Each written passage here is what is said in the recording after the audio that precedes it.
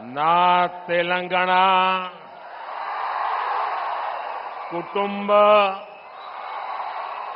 సభ్యులందరికీ నమస్కారాలు। लोकसभा चुनाव का ऐलान हो चुका है। दुनिया का सबसे बड़ा लोकतंत्र का उत्सव प्रारंभ हो चुका है और 13 मई को तेलंगाना के लोग एक नया इतिहास रचने वाले हैं। 13 मई को तेलंगाना में होने वाला मतदान विकसित भारत के लिए होगा और जब भारत विकसित होगा तो तेलंगाना भी विकसित होगा। यहां तेलंगाना में बीजेपी के लिए लगातार जन समर्थन बढ़ता ही जा रहा है। तेलंगाना का ये दृश्य, जगतियाल का ये जन सैलाब इसका प्रमाण है। मैं पिछले 3 दिनों में दूसरी बार तेलंगाना आया हूं। उसके पहले मैं तेलंगाना के लिए हजारों करोड़ रुपयों की विकास परियोजना की सौगात लेकर भी आपकी सेवा में हाजिर हुआ था। इसी महीने मैंने आदिलाबाद से पूरे देश और तेलंगाना के लिए 56,000 करोड़ रुपए के विकास कार्यों का लोकार्पण, शिलान्यास किया था। संगारेड्डी में भी हाईवेज, रेलवेज और एयरवेज इंफ्रास्ट्रक्चर से जुड़ी हजारों करोड़ की परियोजनाओं को समर्पित किया था। ये विकास आज तेलंगाना के हर इलाके में पहुंच रहा है। इसलिए तेलंगाना के कोने कोने में बीजेपी के लिए समर्थन बढ़ता ही जा रहा है। आपने देखा होगा, अभी मुझे मल्काजगिरी में भी जनता जनार्दन हम सबको अपना आशीर्वाद देने के लिए सड़कों पर उमड़ आई थी। जैसे जैसे 13 मई निकट आ रही है, वोटिंग का दिन करीब आ रहा है, तेलंगाना में बीजेपी की लहर कांग्रेस का, बीआरएस का सुपड़ा साफ कर देगी। और इसलिए आज पूरा देश कह रहा है, आज पूरा देश कह रहा है 4 जून को 400 पार। 4 जून को चुनाव के नतीजे आने वाले हैं और इसलिए लोग कह रहे हैं 4 जून को 4 जून को 4 जून को और तेलंगाना भी कह रहा है अब की बार अब की बार विकसित भारत के लिए, विकसित तेलंगाना के लिए, तीसरी सबसे बड़ी इकोनॉमी के लिए, गरीब की उन्नति के लिए, किसान कल्याण के लिए, युवाओं को नए अवसर के लिए, महिला सशक्तिकरण के लिए, मजबूत भारत के लिए, आत्मनिर्भर भारत के लिए, समृद्ध भारत के लिए नाल्गो वन्नलो दाटाली बीजेपी की वोटू वैयाली। साथियों, तेलंगाना की ये धरती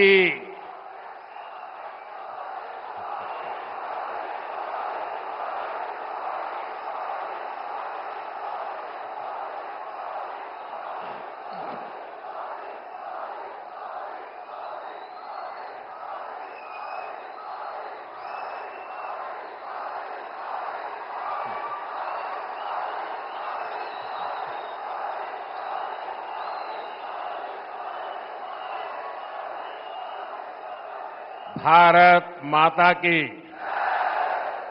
देखिए, मेरा कितना सौभाग्य है, मेरे सामने शक्ति स्वरूपा एक बेटी शक्ति का रूप धारण करके मुझे आशीर्वाद देने आई है। उधर भी एक बेटी देखिए, शक्ति स्वरूपा बन के मुझे आशीर्वाद देने आई है। और इधर देखिए, इतनी माताएं बहनें शक्ति स्वरूपा आज मोदी को आशीर्वाद दे रही है।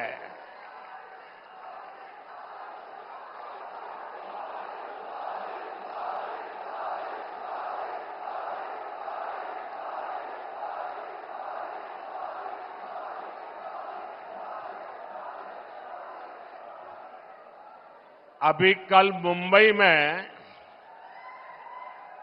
इंडी अलायंस की रैली थी और चुनाव घोषित होने के बाद इंडी अलायंस की ये पहली और उनके लिए सबसे महत्वपूर्ण रैली थी। उस रैली में उन्होंने अपना घोषणा पत्र जाहिर किया और उनके पहले घोषणा पत्र का ऐलान क्या है? मुंबई के शिवाजी मैदान में जो छत्रपति शिवाजी महाराज कहते थे, जब एक औरत को उठा करके लाए तो उन्होंने कहा, काश अगर तुम मेरी मां होती तो मैं भी तेरे जैसा सुंदर होता। ऐसा शिवाजी पार्क जहां से इंडी अलायंस ने अपनी घोषणा पत्र जाहिर किया और उन्होंने कहा है कि उनकी लड़ाई शक्ति के खिलाफ है। मेरे लिए हर मां शक्ति का रूप है, हर बेटी शक्ति का रूप है। और मेरी इन माताओं बहनों की तरफ से, माताओं बहनों, आपको मैं शक्ति के रूप में पूजा करता हूं। मैं भारत मां का पुजारी हूं। मैं आप शक्ति स्वरूपा सब माता बहन बेटियों का भी पुजारी हूं। और जिन्होंने कल शिवाजी पार्क में इंडी अलायंस ने अपना घोषणा पत्र शक्ति को खत्म करने के लिए किया है। मैं इस चुनौती को स्वीकार करता हूं और मैं इन शक्ति स्वरूपा माताओं बहनों की रक्षा के लिए जान की बाजी लगा दूंगा, जीवन खपा दूंगा।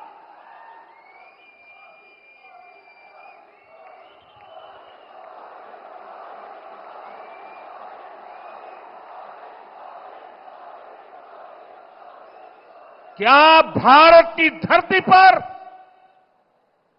कोई शक्ति के विनाश की बात कर सकता है क्या? क्या शक्ति का विनाश हमें मंजूर है? हम सब शक्ति की आराधना करते हैं कि नहीं करते हैं? पूरा हिंदुस्तान शक्ति की आराधना करता है कि नहीं करता है? अरे हमने तो चंद्रयान की सफलता को भी किसको समर्पित किया? चंद्रयान की सफलता को भी, जहां चंद्रयान ने लैंड किया, हमने उस सफलता को भी शिव शक्ति नाम देकर के शिव शक्ति को समर्पित किया है। और ये लोग शक्ति के विनाश का बिगुल फूंक रहे हैं। माताएं बहनें, शक्ति स्वरूपा आप है। क्या ऐसे लोगों को शक्ति का विनाश करने के मौका देंगे क्या? मौका देंगे क्या? शक्ति का विनाश करने वालों का विनाश होना चाहिए कि नहीं होना चाहिए? शक्ति स्वरूपा माताओं की रक्षा होनी चाहिए कि नहीं होनी चाहिए? शक्ति के संस्कार की रक्षा होनी चाहिए कि नहीं होनी चाहिए? और इसलिए भाइयों बहनों, इंडिया अलायंस ने कल अपनी घोषणा जाहिर कर दी है। घोषणा पत्र उनका जाहिर हो गया है और इसलिए लड़ाई एक तरफ शक्ति के विनाश के लोग करने वाले लोग हैं, दूसरी तरफ शक्ति की पूजा करने वाले लोग हैं। मुकाबला 4 जून को हो जाएगा। कौन शक्ति का विनाश कर सकता है और कौन शक्ति के आशीर्वाद प्राप्त कर सकता है, इसका मुकाबला 4 जून को हो जाएगा।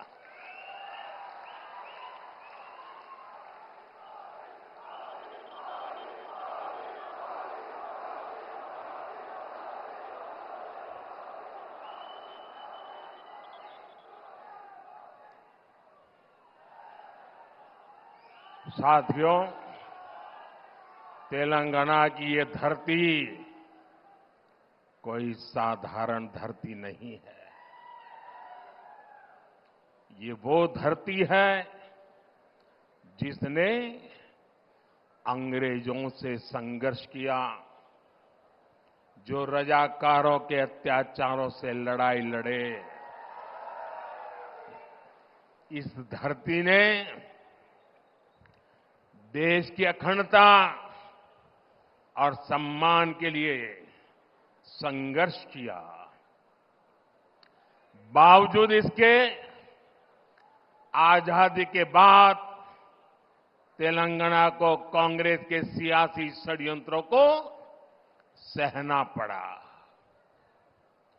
एक और वो कांग्रेस पार्टी है जिसने तेलंगाना के सपनों को कुचला है।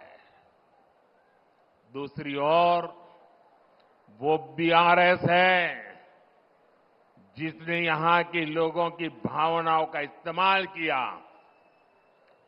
सत्ता पाई और बाद में जनता से विश्वासघात कर दिया।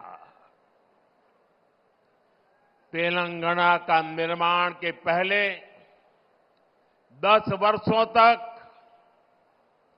बीआरएस ने, पहले 10 साल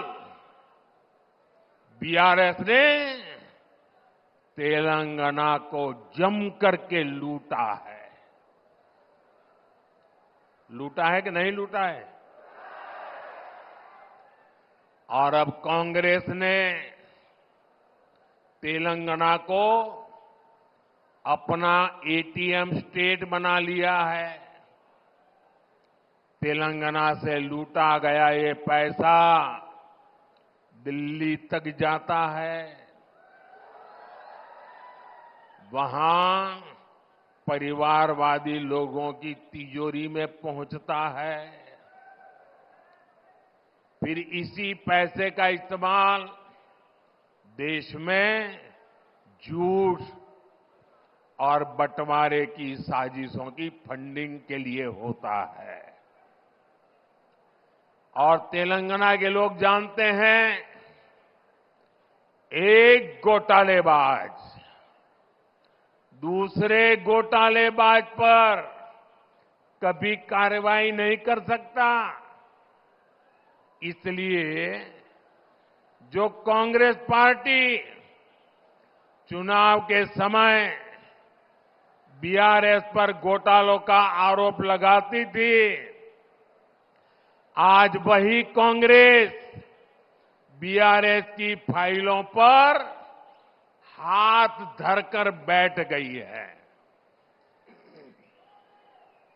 साथियों, बीआरएस और कांग्रेस की मिलीभगत कितनी जबरदस्त है, ये भी आज तेलंगाना के लोग देख रहे हैं। आज बीआरएस के घोटालों पर कांग्रेस की बोलती बंद हो गई है। कालेश्वरम स्कैम के अरबों रुपए कहां चले गए, कांग्रेस में कोई इसका जवाब नहीं मांग रहा है। और कांग्रेस जो सैकड़ों वादे करके सरकार में आई थी, वो क्यों पूरे नहीं हो रहे हैं? बीआरएस में कोई ये सवाल नहीं पूछता। दोनों एक दूसरे को बचा रहे हैं, दोनों एक दूसरे की जम करके मदद कर रहे हैं और सब कुछ पर्दे के पीछे कर रहे हैं। और जब दोनों पार्टियों के स्कैम की जांच होती है, तो दोनों मिलकर के क्या करते हैं? एक ही काम, मोदी को गाली, मोदी को गाली, मोदी को गाली, यही करते हैं ना। दिन रात मोदी मोदी सिवाय कुछ करते हैं क्या ये लोग? इनके मुंह से कभी भारत मां की जय सुना क्या? मोदी को 100 बार बोलते हैं, मां भारत को एक बार भी याद नहीं करते। लेकिन तेलंगाना के मेरे साथियों, बीआरएस और कांग्रेस वो एक दूसरे के लिए चाहे कितनी भी कवर फायर कर लें, इनकी एक एक लूट का हिसाब होता रहेगा। मोदी तेलंगाना के लोगों को गारंटी देता है कि तेलंगाना को लूटने वालों को छोड़ेगा नहीं। ये मोदी की गारंटी है। इदी मोदी गारंटी। साथियों, परिवारवादी पार्टियां, परिवारवाद में डूबे लोग केवल देश को लूटने के लिए राजनीति में आए हैं। ये लोग कभी देश का किसी राज्य का भला नहीं कर सकते। आप परिवारवादियों का पूरा इतिहास उठाकर देख लीजिए। देश में जितने भी बड़े घोटाले हुए हैं, उनके पीछे कोई न कोई परिवारवादी पार्टी ही मिलेगी। आप जरा सोचना, ये मीडिया के मित्रों को भी मैं होमवर्क देके जाता हूं कि आप सोचिए, देश में लाखों करोड़ का 2G स्पेक्ट्रम घोटाला हुआ, किसका नाम आया? दिल्ली दरबार का संरक्षण और डीएमके परिवार की करतूत। देश में नेशनल हेराल्ड घोटाला हुआ, किसका नाम आया? कांग्रेस का सबसे बड़ा परिवार जो कांग्रेस पार्टी को चलाता है, उनका नाम आया। देश में बोफोर्स स्कैम भी हुआ था, किसका नाम आया था? इसी परिवार का। बिहार में इतना बड़ा चारा घोटाला हुआ, कौन अपराधी साबित हुआ? बिहार में नौकरी के बदले जमीन घोटाला हुआ, किसका नाम आया? आरजेडी चलाने वाले उसी परिवार के लोगों का। इसी परिवारवादी भ्रष्टाचार का शिकार हमारा तेलंगाना भी हुआ है। परिवारवादी बीआरएस ने प्रदेश में कालेश्वरम घोटाला किया है। दिल्ली में हुए लीकर स्कैम में भी कट कमीशन खा लिया। इसलिए कांग्रेस हो या बीआरएस, इनसे जितना बचेंगे, उनको जितना दूर रखेंगे, वही इसकी दवाई है। इसलिए 13 मई को आपको वोटिंग के दिन याद रखना है, बीजेपी को जिताना है। बीजेपी को बीजेपी को बीजेपी को बीजेपी को आप तेलंगाना में बीजेपी को जितनी ज्यादा सीटें देंगे, उतनी ही मेरी ऊर्जा बढ़ेगी। और ये जो शक्ति स्वरूपा का विनाश करने के लिए निकले हैं ना, उनकी रक्षा करने के लिए मुझे ताकत चाहिए। अब मैं विकसित भारत के लिए और ज्यादा परिश्रम करूंगा। आपको भरोसा है ना? मैं परिश्रम करूंगा, इस बात पे भरोसा है ना? क्या कभी मैंने मेहनत करने में कमी रखी है क्या? खुद को खपाऊंगा और कुर्सी की परवाह किए बिना आपकी भलाई के लिए जो जरूरी है वो निर्णय करूंगा। साथियों, हमारा विजन है विकसित तेलंगाना से विकसित भारत का निर्माण। बीते 10 वर्षों की एक बड़ी उपलब्धि है कि हमने 25 करोड़ देशवासियों को गरीबी से बाहर निकाला है। हमने इसके लिए योजनाएं बनाई, हमने ईमानदारी से हर योजना का लाभ लोगों तक पहुंचाया। हमने देश भर में गरीब परिवारों को 4 करोड़ से ज्यादा पीएम आवास बनाकर दिए। हमने 12 करोड़ से ज्यादा घरों तक नल से जल पहुंचाया। हमने देश के 50 करोड़ लोगों को बैंकिंग व्यवस्था से जोड़ा। आज 50 करोड़ से ज्यादा गरीबों को आयुष्मान कार्ड से मुफ्त इलाज सुनिश्चित हुआ।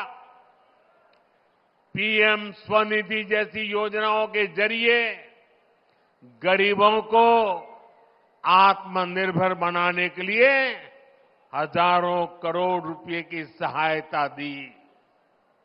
साथियों, हमारी सरकार ने इन सभी योजनाओं का लाभ तेलंगाना की जनता तक बिना किसी भेदभाव के पहुंचाया है। हमने तेलंगाना की माताओं बहनों को उज्ज्वला योजना के 11 लाख से ज्यादा गैस कनेक्शन दिए।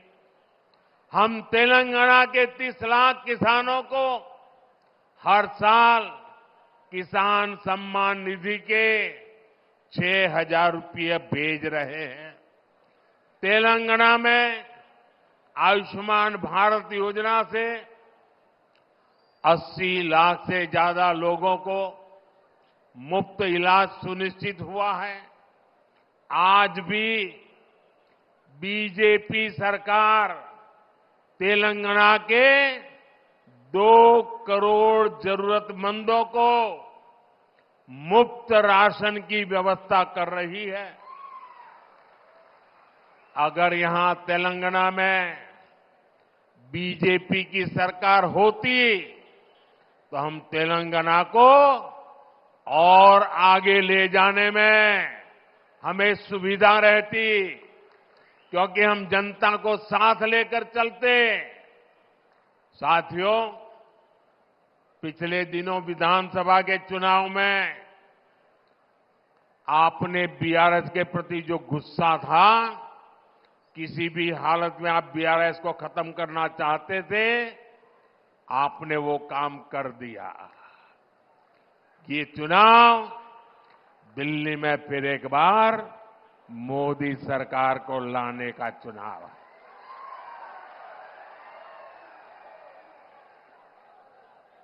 साथियों, हमने सिर्फ 10 साल में भारत को दुनिया की 5वीं बड़ी अर्थव्यवस्था बनाया है। हमने ये भी सुनिश्चित किया है कि इस प्रगति में हमारा किसान, हमारा श्रमिक वर्ग पीछे न रहे। इसलिए हमने पीएम किसान सम्मान निधि जैसी योजनाएं शुरू की। हमने किसान की आर्थिक ताकत को बढ़ाया और साथ ही उस पर फर्टिलाइजर के बढ़ते दामों का बोझ भी नहीं आने दिया। हमने किसान की आय बढ़ाने के लिए फसलों के एमएसपी बढ़ाई। आज इन प्रयासों का लाभ तेलंगाना के किसानों को मिल रहा है। 2014 में धान की जो एमएसपी 1,300 रुपये थी, वो आज 2,200 रुपये है। हमने अकेले तेलंगाना के किसानों से 1,30,000 करोड़ रुपए की धान खरीद की है। ये क्षेत्र हल्दी के किसानों का भी क्षेत्र है। कांग्रेस बीआरएस ने कभी उनकी भी चिंता नहीं की। हमने टर्मरिक किसानों के लिए टर्मरिक बोर्ड का गठन किया। 2014 में हल्दी की जो कीमत 6,000 से 8,000 रुपये प्रति क्विंटल थी, आज उसके 20,000 रुपये तक मिल रहे हैं। गन्ना किसानों के लिए भी हमने प्रति क्विंटल मूल्य बढ़ाकर 340 रुपये कर दिया है। यहां की राज्य सरकारों का आलम यह है कि वो अभी तक बंद पड़ी निजाम शुगर फैक्ट्री को शुरू नहीं कर पाए हैं। लेकिन हमने करीब 6,400 करोड़ रुपए खर्च करके रामागुंडम फर्टिलाइजर फैक्ट्री फिर से शुरू कर दी। इस फैक्ट्री में आज 75,000 टन यूरिया बन रहा है। इससे किसानों का फायदा तो हो ही रहा है, युवाओं को रोजगार भी मिल रहा है। अब अगले 5 वर्षों में हमें किसानों को समृद्धि की नई ऊंचाई पर लेकर जाना है। साथियों, पहले देश में विकास से जुड़े वायदों को सबसे बड़ा चुनावी झूठ माना जाता था, लेकिन इन 10 वर्षों में विकास भारत की सबसे बड़ी पहचान बनकर के उभरा है। आज भारत के आधुनिक इंफ्रास्ट्रक्चर की चर्चा पूरी दुनिया में होती है। इन 10 वर्षों में हमने तेलंगाना के इंफ्रास्ट्रक्चर के लिए अभूतपूर्व काम किया है। हमारे तेलुगु भाषी लोग दुनिया के हर देश में मिलेंगे, अच्छी पोजीशन में मिलेंगे, मेहनत करने वाले मिलेंगे। और आप पूछिए, जो भी तेलुगु भाषी दुनिया में रहता है उसको पूछिए, आज दुनिया में उसका सम्मान है कि नहीं है। वो सीना तान करके कहेगा, मैं जहां भी जाता हूं हिंदुस्तान का गौरव होता है। हमने यहां करीब 25,000 करोड़ रुपए खर्च करके नेशनल हाईवेज बनवाए हैं। 2014 तक तेलंगाना में सिर्फ 2,500 किलोमीटर नेशनल हाईवे थे। जरा आंकड़ा याद रखिए, 2014 के पहले यानी देश आजाद हुआ तब से लेकर के 75 साल 70 साल जो भी है समय, सिर्फ 2,500 किलोमीटर। ये उनका काम देखिए और ये मोदी का कमाल देखिए। हमने केवल 10 वर्षों में 2,000 किलोमीटर नेशनल हाईवे बना दिए। करीमनगर से वारंगल के बीच 2,500 करोड़ रुपए के 4 लेन प्रोजेक्ट जैसे विकास के काम यहां हुए हैं। हम तेलंगाना के रेलवे स्टेशनों को भी आधुनिक बना रहे हैं, यहां वंदे भारत कनेक्टिविटी बढ़ा रहे हैं। साथियों, आने वाले 2 जून को तेलंगाना के जन्म के 10 साल पूरे होंगे और इसलिए 4 जून को नतीजों के बाद केंद्र में भाजपा सरकार बनेगी। वो देश के साथ ही तेलंगाना के अगले दशक का भी भाग्य बनाएगी। इसलिए अगले 5 वर्ष तेलंगाना के लिए बहुत अहम है। अगले 5 वर्षों में हम तेलंगाना के हाईवेज और एक्सप्रेसवेज इस नेटवर्क को और आधुनिक बनाना चाहते हैं। अगले 5 वर्ष में हम यहां के रेलवे इंफ्रास्ट्रक्चर को बेहतरीन बनाएंगे। अगले 5 वर्षों में हमें डिजिटल इंडिया का विस्तार गांव-गांव तक करना है। अगले 5 वर्षों में हमें ग्रामीण क्षेत्रों में हजारों नए गोदाम बनाने हैं ताकि किसानों को लाभ हो। अगले 5 वर्षों में हमें घरों पर ज्यादा से ज्यादा सोलर पैनल लगवाने हैं ताकि बिजली बिल 0 हो जाए। और इस सब में तेलंगाना और तेलंगाना के प्रतिभाशाली युवाओं की बहुत बड़ी भूमिका होगी। यह 18वीं लोकसभा का चुनाव है। 18 साल के ऊपर के हर युवा को विकसित भारत के लिए वोट करना है, विकसित तेलंगाना के लिए वोट करना है। और ये तब होगा जब आप इस चुनाव में कमल के निशान पर बीजेपी को अपना आशीर्वाद दें। इस चुनाव में निजामाबाद से भाई अरविंद धर्मपुरी गारू, करीमनगर से पंडित संजय कुमार गारू और पेद्दापलई से मेरे भाई गोमासा श्रीनिवास, भारी मतों से इनको विजयी बनाना है। आशीर्वाद मिलेंगे आपको, हर पोलिंग बूथ में जिताएंगे, हर पोलिंग बूथ में जाएंगे।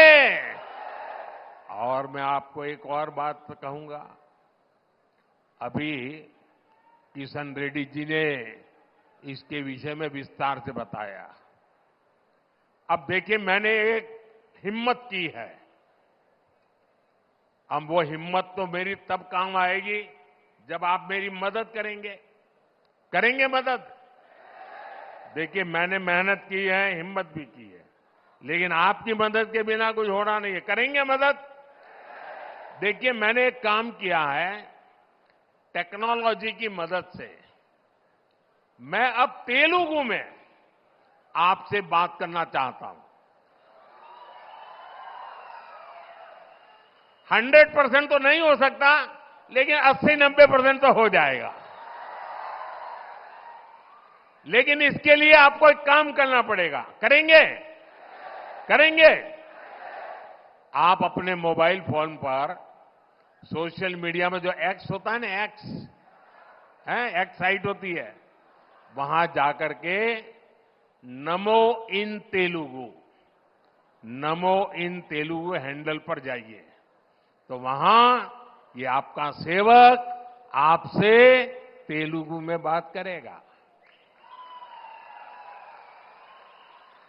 अच्छा, मेरा एक और काम करेंगे आप? पहले वाला तो करेंगे ना? सब बताइए, करेंगे ना? जरा हाथ ऊपर करके बताइए, करेंगे ना?